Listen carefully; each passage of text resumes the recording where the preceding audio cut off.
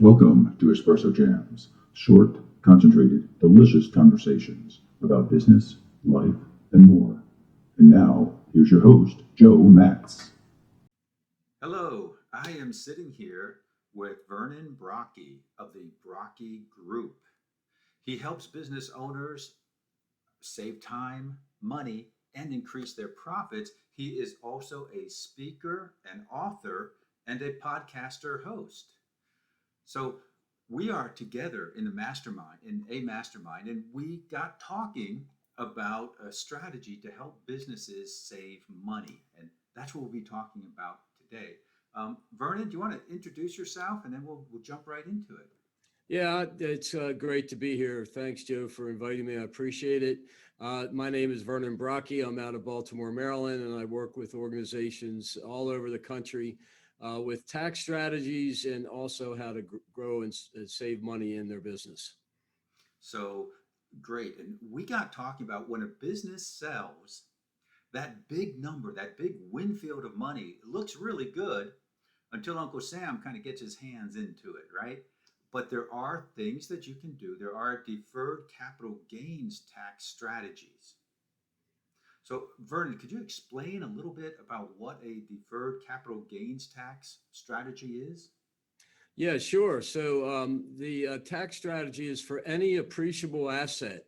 So it could be a business that you're selling, it could be a property that you're selling, it could be your own personal residence that you're selling. If there's over $500,000 worth of capital gains, you can put the capital gains into a trust that will pay you out as an installment sale over a 10-year period that can be renewed for 10, 20, 30, 40 years. And then your estate can actually continue with that or be able to pay the tax at that point with dollars that are 40 years old. But the big part of it is that you're taking, let's say you sell your business for $5 million and you have $5 million worth of capital gains because it was a startup. It could be 30, 40% of that. So you're going to write a check to the federal, state, and local governments potentially that could be $1.5 million, $2 million. So that 5 million is going to turn into 3.5. But with the deferred sales trust for the tax strategy, it allows you to keep that money together as a method of being able to earn your percentage that you want over a period of time. So it's a great way of being able to protect your asset and keep it investing for you. You can also go back into other businesses, other properties, or what other investments that you want in the capital markets or on the bond market for a return that was within your risk level. So, if I understood correctly, you have to set this up to pay out on a schedule over time.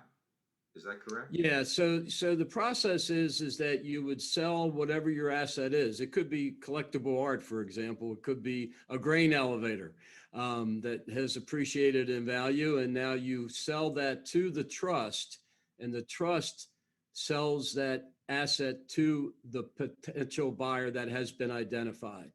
So if you're looking to sell your company in 2 months, it's good to get an understanding of what the impact would be if you had the deferred sales trust. And it can give you an idea of, do I sell it? Do I pay the tax? Do I put it into a sales, like a deferred tax strategy process? And that's what the process would be. So then the money would go into a bank, and then the bank pays you into your account, and then you invest it accordingly from there. Okay, so there is some flexibility when the money's in the trust. Absolutely, you own it to owe it. So what happens is that you control the trust, but you owe the trust. So you have the ability to be able to pay back the trust. If you, let's say 2 years into it, you want to take a trip around the world, you would take out another $100,000, let's say, and you would pay income tax on that. So any money you get out on the regular monthly payments would be taxable at income level rates. But let's say you wanted to go, or like I said, on a trip around the world, you take $100,000 out, and that can give you the ability to go do that. But you have flexibility on whatever kind of, you could give it some of it to charity. You can invest it in a mutual fund. You could do it in bonds, whatever you want, but you have the flexibility of doing that. And So you have control over it. what is the biggest benefit to someone who utilizes this strategy? Well, you get to save your money, and what do you want you to invest it, or you and your financial advisors to invest it, or do you want to pay the government and have them use your money that could be there? So if it's $1.5 million, if you were getting a return of the rule of 72, if you were getting a return of 7%.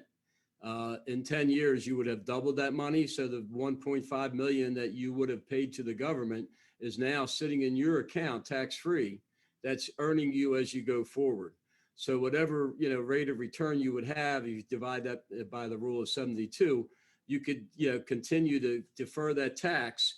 But there's also ways that you can pay for that tax in the event that you die during that period. So it does sound like there are some subtleties and some details here. But what it sounds like to me from the big picture is that instead of paying all that money to the government up front, I get to keep that money and invest it and earn whatever the investment is making on it. Absolutely. That's exactly what it is. So That's a good understanding of it, Joe. You're giving a business owner a choice to pay that money to the government or to keep that money and invest it. Absolutely. Yep. I'm gonna have to think about that. Which? Yeah. So it sounds like a no-brainer. Many of your viewers may have heard of a 1031 exchange, which is a like-kind exchange for property.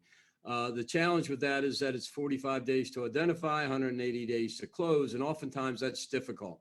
So this kind of is a alternative to the 1031 exchange. It's also under a different part of the IRS code. So with whatever change in the election with environment of taxes, if they do away with the 1031 exchange or limit it, it's not going to be affected because it's under a different part of the tax code. Okay, and real quickly, is there an opportunity here for advisors, brokers, and CPAs or business brokers? I want to specify.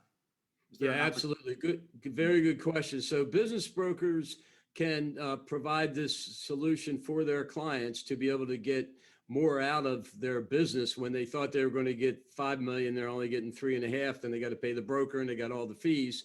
This can actually enhance the broker to be able to get somebody that wants to sell now instead of waiting. Same thing with commercial properties.